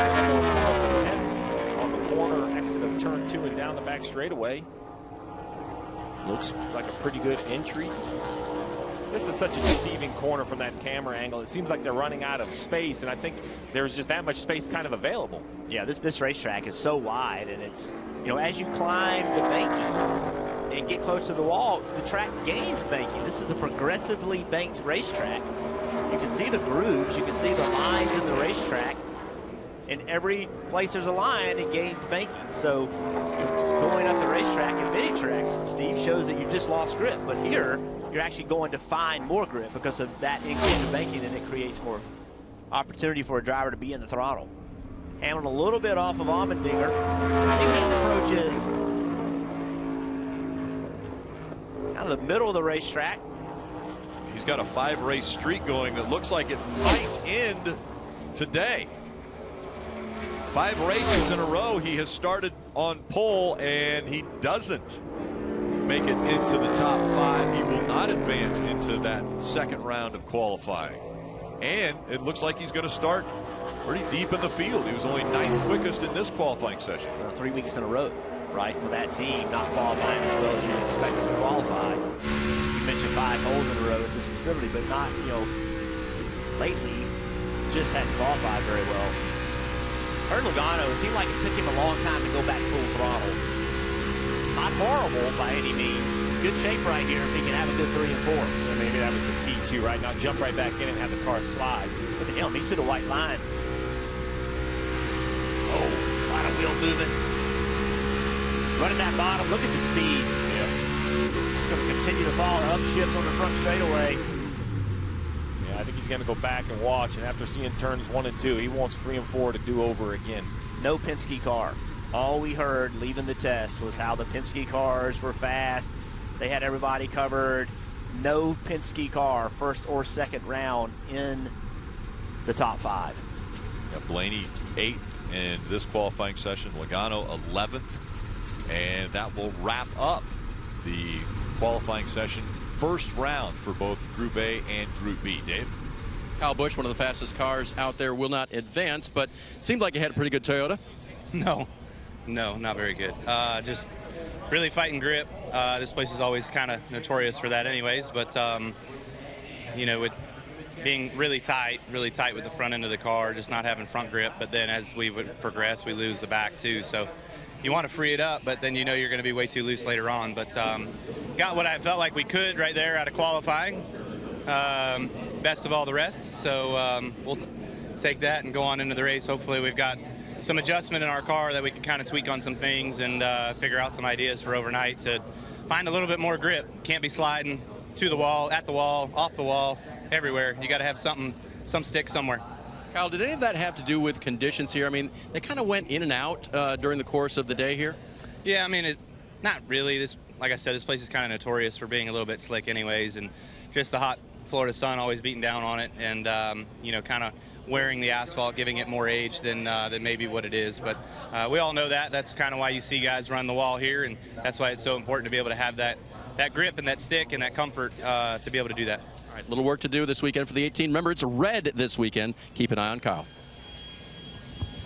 Kyle Busch will start 11th. He is the 11th fastest of the group. You see the top 5 in both Group A and Group B will advance to the next round. And I think really what jumps out to me is only 3 of our 8 playoff drivers. So a week ago, I thought missing this round is what hurt Chase Elliott. The opposite this week. 5th in Group A doesn't seem like a whole lot to a guy that's a champion in the sport. But right now, he joins only 2 other drivers in that top 10. You know, if this thing runs straight to the end of stage 1, that could be the difference maker. That could be 7, 8, 9 points on his playoff competitors. That's the key right there. It's not that any of the playoff guys can't recover to get a win, but stage points are so important. We have such a tight battle for points right now. So again, we said it earlier, Christopher Bell, if he can leave qualifying, if he can have a great next round and leave qualifying with a chance to win stages or at least run in the top 2 or 3, that is a tremendous opportunity for him. The race is winding down in the 2022 season, and we have been very excited about the finishes that we have had over the last few races and expecting that to continue here at Miami tomorrow.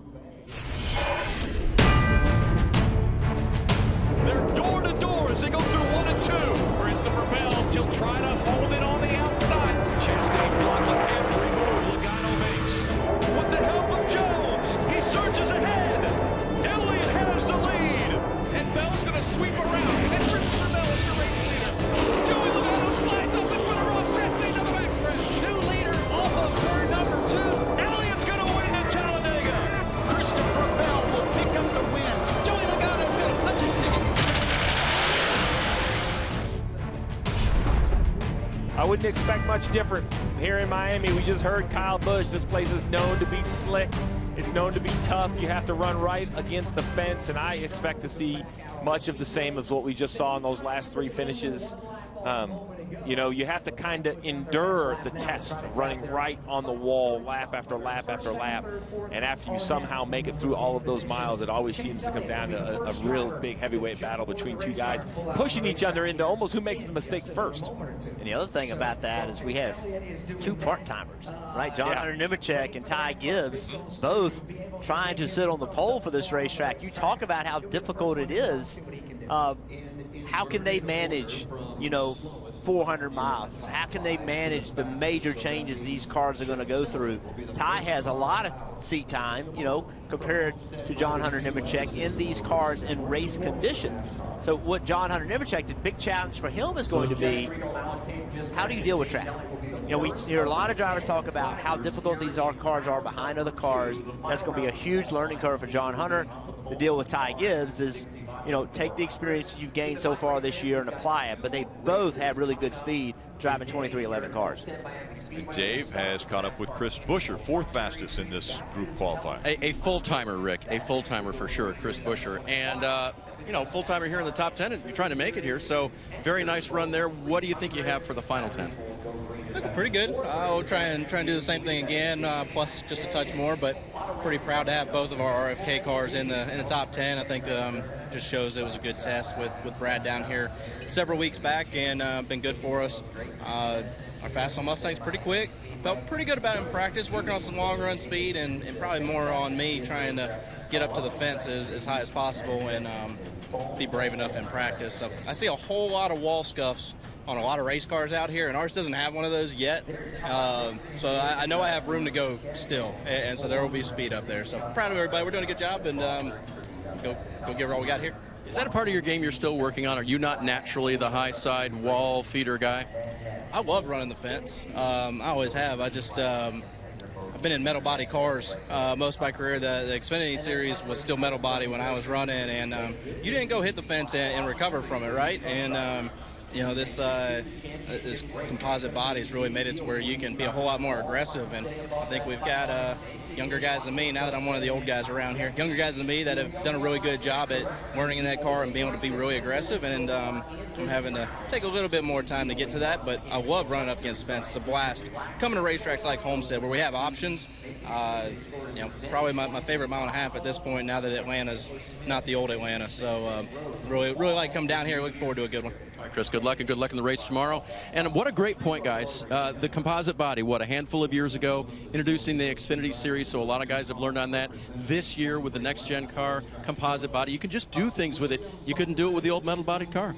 There's no doubt about that, Dave, and the fact that, you know, an older guy, not that Chris Buescher's old. 29. I mean, yeah, really, 29. I was wondering where you were going with that. I mean, well, you know, not going to leave that alone. But so, you know, when you drove an Xfinity car or a Cup car prior to these composite bodies, it was a penalty to get in the wall. If you bend the fender an inch, the car drove completely different. If you knocked the right rear quarter panel in an inch, it drove completely different. And so this composite body allows a little more flexibility in being able to get against the wall and scrub it, and it doesn't get on the tire and rub the tires badly. A lot of advantages to the composite body. So for drivers that aren't accustomed to that, they got to change their style a little bit. It's hard to accept it's okay to get in the wall. That's a hard change from when you've raced a period of time where when you got in the wall, it was a disadvantage. So it'll be interesting to see, Steve, with this car at this racetrack, how aggressive drivers get and how willing they are within runs just to literally intentionally scrub the wall a little bit. It's going to be a fascinating race on Sunday. Yeah, and I wonder kind of the role of the spotter and the crew chief, because those old metal cars we talked about, we really had to kind of coach drivers to stay out of the wall. So it'll be interesting to see what kind of, you know, negotiations between driver, crew chief, and spotter happen over the next couple races. Sun has come out here, KP. Are you expecting speeds to pick up, maybe even stay the same as what we saw in the first round? Listen, I think you guys had a great observation. When that got a little bit of cloud cover, the speeds just picked up. So I don't really expect them to pick up. But as I look at this, I really get into, and it's Nemechek and Gibbs and Bell against Larson and William Byron. I see those guys. For me, as I watch those two groups, those are the 4 or 5 cars that I expect to see in the top 5. What order that is, I don't have a clue, dude. We're just going to have to drop the green flag on it. That's what we love about qualifying. You never know who's going to put that one lap down to win the pole. Well, KP mentioned it. The sun is out. The cloud cover is gone. Track temps coming up. You have a set of tires now that have a lap on them. So what do you do? As a driver, what's the approach now? Are you going to try to rip the fence? Are you going to try to run the same line that you ran the first session? This is a challenge for a driver to understand what it is. This is hard to practice. Like, you don't get a chance to come here, go out, make a lap, come sit on pit road for 25 minutes, then go make another lap in qualifying. This is learning on the fly. Yeah, I think this is one of the tracks where we talk about multi-round qualifying that really jump out. Right, the Las Vegas a week ago, tire fall off. While it existed in the race, qualifying, they almost matched the same time. But this track is a cheese grater. It is Darlington-esque. So, you know, who made the right adjustments? Who, to Jeff's point, runs the correct line? Who doesn't overdrive if the tire has lost a little grip? You know, you can't be quite as committed on corner entry. We saw Chase Elliott. He'll be the first one that will head out on the track. So this will be the Group A top 5 that will go out first, followed immediately by the Group B top 5. So it's Elliott, Keselowski, Reddick, Bell, and John Hunter Nemechek. Imagine the situation. John Hunter Nemechek subbing I figure that's the front row ring. I mean, that's the storyline of the week, right? Why not? Experts have it, right? Yeah. So, Steve, we talked about the decision the driver has to make. So, are you as a crew chief helping influence that decision, or are you just telling the driver, hey, go do what you think's best? Well, I'm going to ask what his plan is and just make sure he has one, to be quite honest. I'm probably not going to influence or change it unless I completely disagree with it. I'm just going to make him tell me his plan just for him to repeat it, just for him to say, okay, this is my plan. And I need to make sure I adjust the car correctly. If you're going to go do something crazy and we think the car needs to drive a little different, we've got to be on the same plan. You also probably have both watched video together, gone and watched old races, see what other people have done, what you did. Back full throttle, right through the center of turns 1 and 2 down the back stretch. So first time out qualifying was a 32.43. Now with a lap on the tires.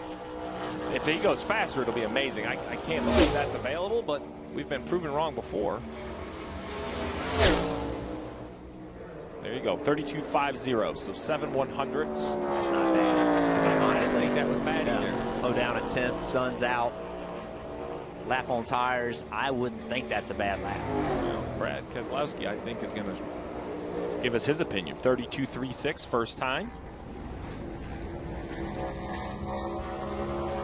Trending slower than Elliott. Maybe a pretty good lap put down by Chase Elliott right now. Any car that Chase beats is more than he had. He was the 10th quickest out of these 10 cars. So any car that runs slower than Chase Elliott is moving him up. This multi-round qualifying is improving his starting position. Already he has out-qualified Brad Keselowski by a 10th and a half. Now it'll be interesting to see what Tyler Reddick can do. Here is a driver who is so good on dirt and outside of a Cup car, just like Larson.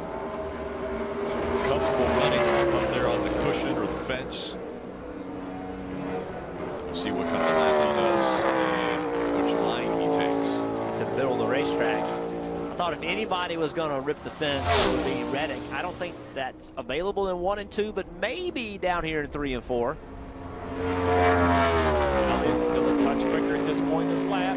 The 8 higher than he was the first time, kind of the middle still, straddling that seam. Can he keep the momentum off? No, and once again, a lap by Chase Elliott showing up better and better. So Reddick is second, quick, pushing Keselowski down to third. Here's the guy we keep talking about, Christopher Bell. Needing to make a lot of points up. This is a very important qualifying lap. Back in the gas really hard. Good. Yeah, really good one. Lost a little bit coming off of 2. Now what? Where do you go at this end? Quarters up.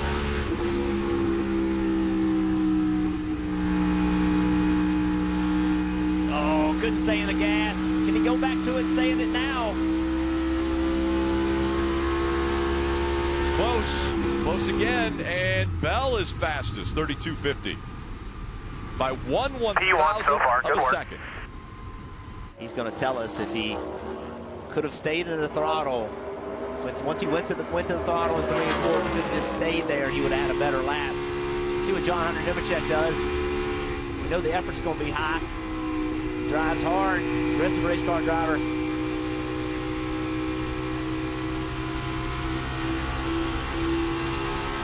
This is a disadvantage for him also. He hasn't experienced round 2 in one of these Cup cars. He sailed it off in there that lap. Oh, good exit. Really good exit. Oh, had to catch it. Almost got into the wall. Yeah, got in the throttle, and then late, I thought he was clean and clear, but late he got loose. Off. Yep. 32.53 for John Hunter Nemechek. He is 1 spot behind Chase Elliott. Take a look at this. This is exit of 4. Yes, he's in the gas wide open, and right there he's having to lift because he's loose. Dave. Catching up with Chase Elliott now, who has been bumped, but we wanted about the progress after last week. How much work got done this morning? Well, there's been a lot of work put in, but not necessarily this morning. More just a lot of effort throughout the week, and really proud of our entire team for just kind of keeping our heads down and coming off of a tough week, but still, being motivated and willing to put in the time and the effort, and our group certainly is. So hopefully we can get our Napa Chevy rolling well tomorrow. I didn't think it was going to be good enough for the pole. I was crazy. That's 1/1000th of a second there off of the 20, but yeah, nonetheless, hopefully we can get it driving well tomorrow and put together a good race, and certainly a better starting spot than last week. So hopefully we can hold on to it tomorrow. All right, that's Chase Elliott. We'll see what happens tomorrow, guys. Remember, he's the regular season champion, so that's like an additional 3 race wins that he grabbed by winning the regular season championship, which has given him enough of a cushion to keep him in this thing. So, Rick, when this format came out, there's just so many kind of adjustments. It took a lot to consume between the stages and stage points and advancement and how it all worked. But now that we have seen it year after year, there are just so many nuances that really make it work. And it's that, right? It's your regular season matters. A good regular season carries success into the playoff. Like, there's a lot of ways over the course of 9 or 10 months that you can help your playoff opportunity. And you said it, for Chase Elliott, he's still plus 17, and that's purely on the race wins and that regular season championship. Christopher Bell right now, he's looking at the sky thinking no clouds. Keep the sun on the racetrack, because the longer this racetrack sits with the sun on it, you would think that would be hurting the racetrack. Now, I will say, we saw it last week. We've seen times where the track's sitting, it actually makes it faster for some reason. Just the car's not on track, maybe getting the temp down a little bit. But right now, the sun has just been sitting on that racetrack. Now for the final 5 in this second round of qualifying. Leading them off will be A.J. Allmendinger. The top 2 right now are separated by 1/1000th of a second. And you think about that, that's 3 inches. 3 inches after going around a 1.5-mile racetrack. And that's how close the top 2 are separated. And the drivers are going to tell you where they lost it. Yeah. I mean, that's right. Like, I needed to be a little better here. That would have been it. That thousandths of a second. Wow, AJ aggressive with the wheel. Moving around a lot. Continue to compare to Bell, and still in the red by 1/10 of a second for Allmendinger. See if he can grab something here in 3 and 4. He's going to the bottom. It's a bit surprising. I would think with a lap on the tires, the bottom just wouldn't be the best place for it. He obviously had some information he thought different. Maybe it was the balance of his race car. Well, remember practice. The first 10 laps of his practice run, he just ran right on the bottom, right on the white line. So maybe he felt like he learned something by doing that. 6th fastest of the 6 that have gone, and now Chris Buescher. And it's worth pointing out, Chris Buescher and Kozlowski, both RFK cars making the top 10. Those are the types of subtle improvements that perhaps we don't point out enough. But when you talk about building of an organization or turning of an organization back in the right direction, those small victories within a weekend, they add up over time. And you You wonder how much the test we keep talking about, a team like this that's trying to rebuild, so to speak, how much that test helps that. I know we have simulation and data and all that stuff, but being on racetrack, nothing replaces that. Gives you confidence. And Chris Buescher, once the playoffs started, was able to get a win. This car right here, the 23, was the highest car I had seen coming to the green. I didn't know if he would be ahead or behind, but he was behind right away, so he must not have got the corner exit that he wanted, but he was right up against the wall.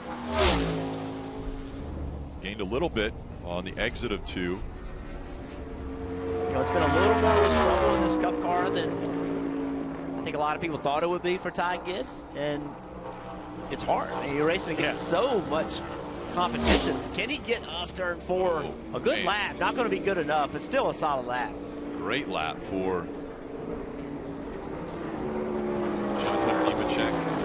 And we see him slotted in 3rd. Gibbs is 4th. 32.55 for Gibbs. Now Bell has to watch a pair of Hendrick Chevrolets for William Byron and Kyle Larson to finish this qualifying session. Going the right direction into the green for William Byron as he goes down the backstretch. Now losing a little bit as he enters 3. Stays higher. And right up against the wall as he exits 4. He's in the green. And Christopher Bell realizes it. William Byron now fastest. Good job, buddy. How about this team? Playoffs started, like at the start of playoffs, a lot of us like, not gonna do it, not gonna, maybe not even make the next round. But as soon as the playoffs started, William Byron, they lit it up. What will Kyle Larson have for his teammate? He had the field covered. The opening round of qualifying. Wonder if that didn't take it just a little bit out of the life of these tires. That's a good point. 10th of a second off, entering turn 3. Hard to make up a 10th of a second in 3 and 4. And it doesn't look like it's going to happen. William Byron is going to be fastest in Miami. Larson, 5th quickest on that lap. So William Byron gets his 8th career pole. A long time since William Byron has led the field to the green flag. Back in 2021 at Indianapolis, the road course. It was his last pole. Spent some time with William's dad, Bill, and the demeanor is very similar between father and son.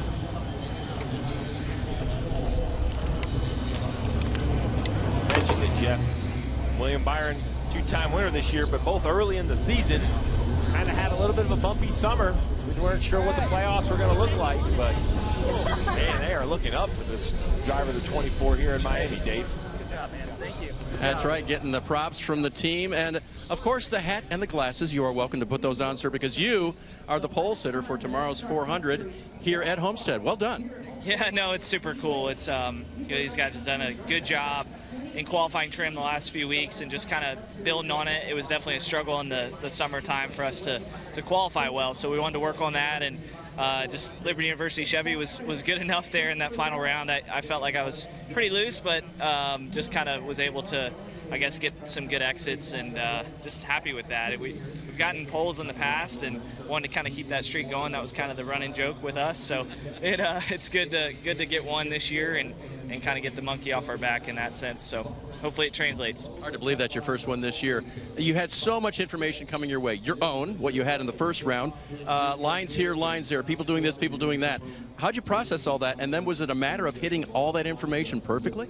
Yeah, it's just you try to take it all in and then just kind of trust what you think is right. So definitely kind of take all the things in from the outside, the data, the visual, just the gut instinct from the crew chief. So it's nice to have all that information. And like I said, tomorrow is the big goal, and hopefully we can back it up in the race. This is definitely Rudy's favorite racetrack, so he enjoys coming here. Oh, if we make Rudy happy, then everything's right, right? That's right. No, he's he's happy this week. So yeah, he loves this place, and hopefully we can have a good Sunday for him. That's Rudy Fugle, the crew chief. William Byron, the driver. He did a good job today, guys. Hit all those marks that he trusted himself to hit, and had a good lap.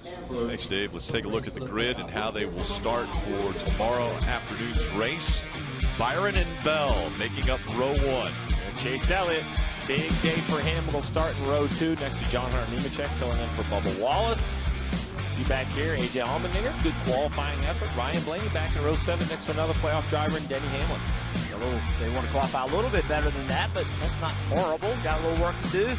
Pagano, he's locked in already, so he's happy. Chase Briscoe down in row 10. Ross Chastain also row 10. 2 playoff drivers. Starting pretty far back. Further back in the field, Austin Cindric. He'll start at 26th position. Yeah, LaJoy and Dillon in row 16. Then you have Landon Castle, J.J. Avery, B.J. McLeod, and Cody Ware making up the 36 cars. Practice and qualifying from Homestead Miami Speedway now in the books. KP? Yeah, listen, I'm like you guys, and I've heard you guys talk. Where did the Penske cars go? Where were they? That's all we've heard since they had the test down here, where the Fords were going to be fast, the Penske cars were going to be fast. They didn't show up today, at least for qualifying. Are they holding something back? That's going to be interesting to see. Some of these guys have dug a little hole for themselves, Chastain and some of those guys that need points and need stage points. So, listen, there's going to be comers and goers, in the words of the great Larry McReynolds, all day long, but it's going to be exciting. Well, William Byron, who wins the pole coming into this qualifying session, and before this race, 6 points below the cut line. Again, the top 4 advance to Phoenix after next week's race at Martinsville. Countdown to green at 4 o'clock today for the Xfinity Series race at 4:30. The NASCAR America post-race show at 7:30. Join us on USA for everything Xfinity this afternoon. William Byron wins the pole here at Miami.